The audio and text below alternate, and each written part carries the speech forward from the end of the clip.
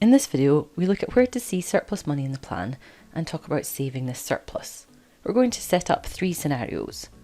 One where all surplus money from employment income is spent, one where all surplus money from employment income is saved, and then a third scenario of building an advice plan in terms of how much to save from that surplus. Let's get started with the spending all surplus plan. In this plan for Julia Newton, if we click on the first year of the plan, we can see in cash flow her earnings and in expenses the taxes on her earnings, as well as the contributions into a savings account that she has for $1,200 a year, and her basic living expenses. If I come out of year view and I hover over that first year of the plan, you can see under surplus income that she has $10,923 in surplus. At the moment, by default, Voyant assumes this money is spent. You can check that it's spent by going to year view and investments and checking that there are any contributions into the cash sweep account, of which there isn't any. If I go down to my plan settings, in dashboard, calculation settings, you'll see that transfer all excess income to credits to saving is set as no.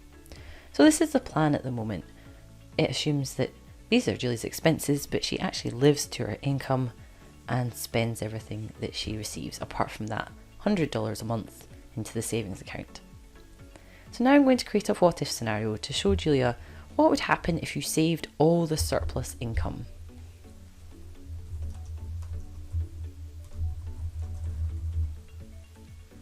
In this scenario, we go to plan settings in dashboard, calculation settings, and we'll transfer all excess income credits to savings, set that as yes. Click save, and now when we hover over one of the years of the plan, there's no more surplus money, it's now classed as to savings. And if I double click on the bar and go to investments, you see that there's a contribution into Julia's cash account, so that's the cash sweep account, of the $10,924 that was in surplus. At this point, we can compare plans. So if we go to Let's See, compare plans chart view, the base plan is when the surplus money is spent, and all I've done differently in the save surplus plan is I've said that all that surplus, so all that blue above the black line, is considered saved, and that will be saved to the cash account. If you wanted to sweep the money from the cash account into, say, an investment account, you can go to the cash sweep account, sweep options, and select the investment account in here to sweep it into the investment account. This will always do this, so that means that any money coming into the cash sweep account will be swept into the investments.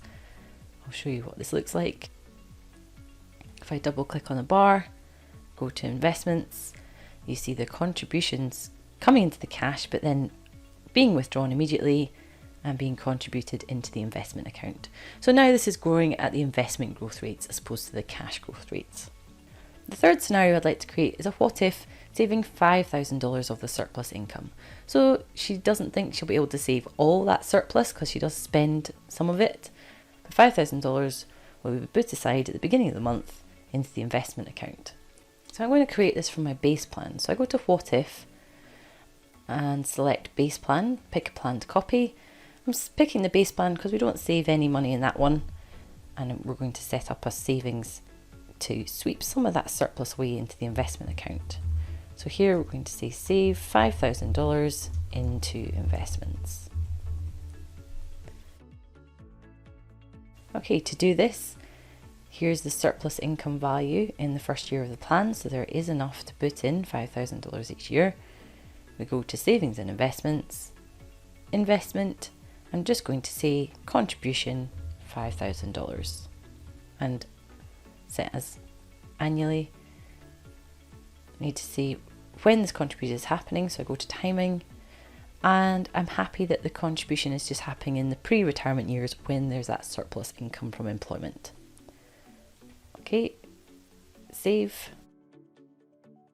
You'll see that the black line has now moved up because the black line includes contributions into savings. The surplus income has reduced, so it's now around $5,000 as opposed to 10. And if I double click on that bar and go to year view, in investments, you can now see the $5,000 being contributed into the investment account, and in expenses there's still some surplus, and that's assumed spent, as my plan settings for this plan are still set to no, do not save any other surplus, as you can see in this column here. We can then compare plans. So if I go to, let's see, compare plans, we've got the 5,000 into investments versus the base plan. We can see when the shortfall starts, and if we compare it to save all surplus, you can see there's no red in the plan where the all surplus is saved, but there is still some red left, saving $5,000. One of the insights you might want to look at is the annual savings insight. So how much more would you need to save between now and retirement in order to get rid of that last bit of red? And it will give you a value. It won't give you affordability of that value, but it'll give you a value of what's needed to be invested. The answer is around $2,000. These what ifs and the insight can open up conversations around savings, the impact of savings, and the direction of travel in different saving scenarios. Thanks for listening.